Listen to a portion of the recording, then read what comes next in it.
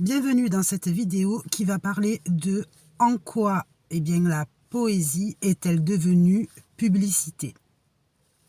C'est-à-dire que tout ce que vous voyez au niveau publicitaire aujourd'hui, concret, concis et à la fois percutant, c'est-à-dire persuasif à la base, est en vérité la modernité de ce que a été la poésie.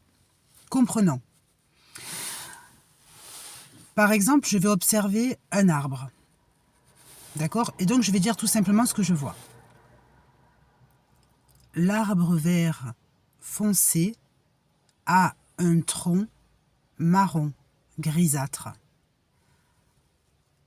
qui cache sa racine.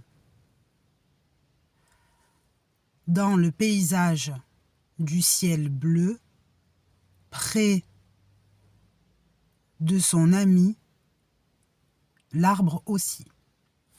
D'accord? Donc, c'est une vision de base. Moi, je dis de son ami, l'arbre aussi, parce que j'avais pas. Alors maintenant, je vais le dire d'une façon, c'est que l'observation.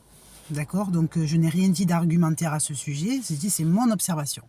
Peut-être quelqu'un d'autre qui aurait observé aurait dit l'arbre est grand, assez volumineux. Il est un pin, d'accord, qui mesure 10 mètres de hauteur.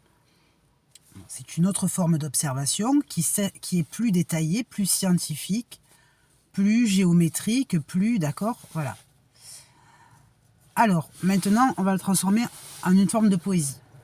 Donc la poésie, ça va être, toujours sur cet arbre, arbre de la terre, que ton tronc est grand, dans sa couleur grisâtre, de bienveillance. Par son haut, tu te montres majestueux, d'un vert volumineux, qui ravit notre regard. Par exemple, d'accord? Une autre version, donc ça, poétique, ça serait l'ampleur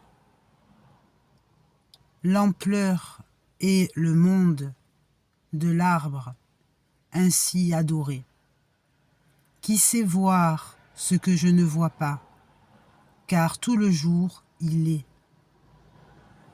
De sa science immense, celui qui se montre si grand en hauteur, 10 mètres, 3 mètres, de largeur, de longueur, mais qu'est-ce que ceci?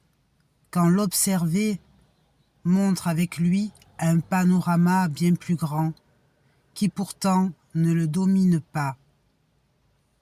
D'accord? Donc c'est l'autre version, donc plus scientifique, mais toujours poétique.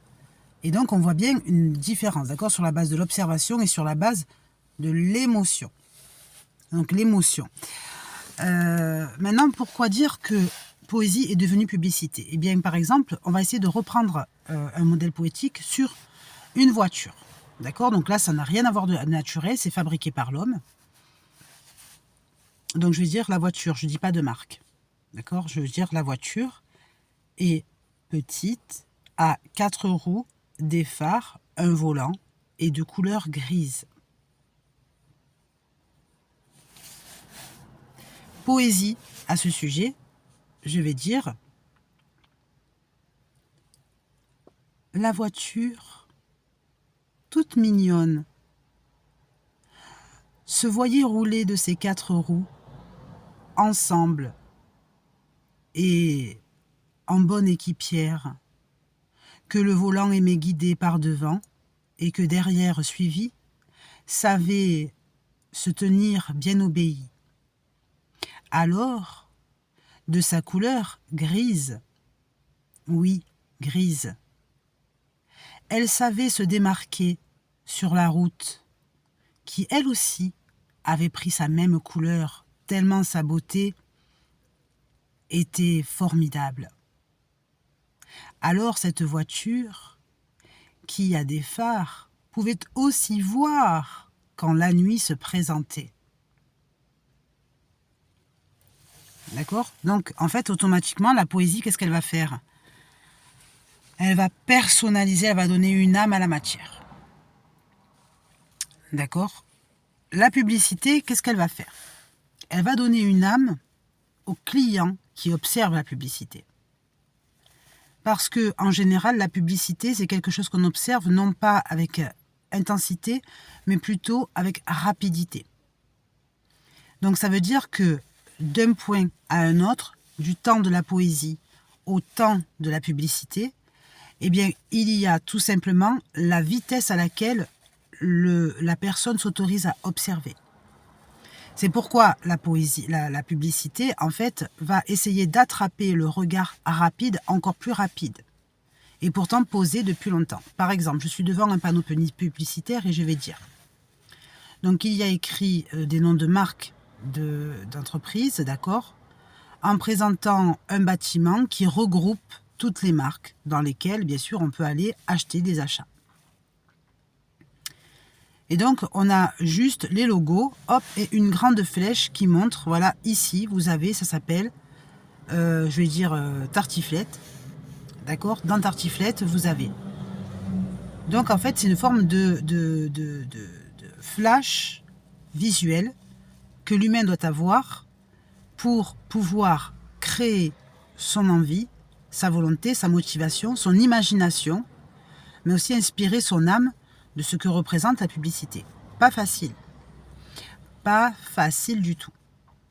Alors que, face à la poésie, on voit que le message, il est plus réduit.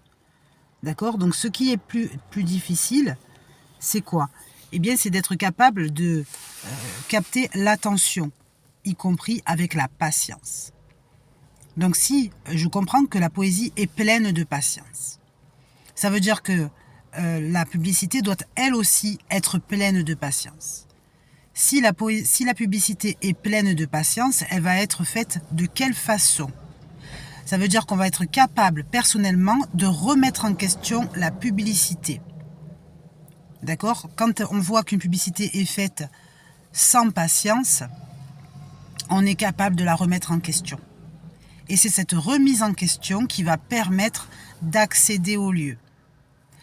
Parce que la poésie, elle, ne remet rien en question. C'est-à-dire, on aime ou pas, on y est sensible ou pas. On a pensé que la personne nous rendait une perception agréable ou pas. D'accord? Ça me plaît pas. Par contre, dans la publicité, l'invitation à aller vers demande automatiquement au client d'être capable de remettre en question la publicité. Parce que si la publicité ne peut pas capter l'attention parce qu'elle est vide de patience, il faut que ce soit le client qui inspire cette publicité. Et dans ce sens, qu'est-ce qui se passe? Il se passe que ça s'appelle le pouvoir d'achat. Le pouvoir d'achat qui pourtant est une source financière qui en fait se réfère sur les écrans de banque, d'accord, sur le chiffre que nous avons sur le compte bancaire, etc. Ça s'appelle le pouvoir d'achat, d'accord, y compris avec la capacité de mobilité, etc. Le pouvoir d'achat, donc, en vérité, dépend de ce que chaque publicité est capable d'être, la modernité de l'ancienne poésie rattachée. C'est-à-dire grâce à la patience illustrée. D'accord? Si par exemple je prends une publicité et que je balance comme ça des noms d'enseignes sur la publicité, ça ne veut rien dire. Donc maintenant, moi je vais utiliser mon pouvoir d'achat sans dépenser, mais en remplissant ma force énergétique du pouvoir d'achat. Et donc qu'est-ce que je vais faire? Je vais le rattacher à ses ancêtres, la poésie. Et je vais mettre, non pas une poésie, mais je vais mettre ce que veut dire la patience sur une publicité. D'accord? Donc la patience sur la publicité, ça va être quoi? Ça va être un fond, une couleur adaptée. C'est-à-dire qu'en fait, il faut d'abord modifier la couleur parce que la couleur va être en rapport avec la patience. D'accord? Et puis ensuite, il faut éviter de mettre les noms de marque sur la publicité. Il faut juste écrire, par exemple, centre commercial, le nom du commercial, le nom du commerce, donc, Et avec la patience, par exemple, eh bien, des personnes qui se baladent dans la galerie, donc les images de la galerie concernée, qui observent, d'accord, c'est-à-dire en fait le curieux, le client curieux. Ok, donc on modifie la publicité et on va intégrer donc la publicité à remettre en question eh bien, la capacité du pouvoir d'achat personnel. D'accord? C'est-à-dire que du coup, ça prend une autre allure. D'accord? Ou alors une personne qui est heureuse de voir qu'elle est devant, à l'entrée du magasin, étonnée, d'accord, de voir qu'elle peut enfin rentrer dans ce magasin qui est nouveau, qui apparaît, etc. D'accord? Donc, c'est très important de comprendre que puisque la publicité est la modernité de ce qu'a toujours été la poésie, et la poésie a toujours été bien sûr le réveil de l'âme, et souvent utilisée dans le sens de l'amour évidemment, mais pas que, d'accord, c'est une façon de voir la vie d'une belle façon, eh bien la publicité quant à elle eh bien, est une stoïcité face à la rapidité de perception. D'accord? Et cette stoïcité, c'est-à-dire entre autres, c'est-à-dire une poésie coupée, une façon de voir les choses coupée, une façon de bien voir les choses coupée également.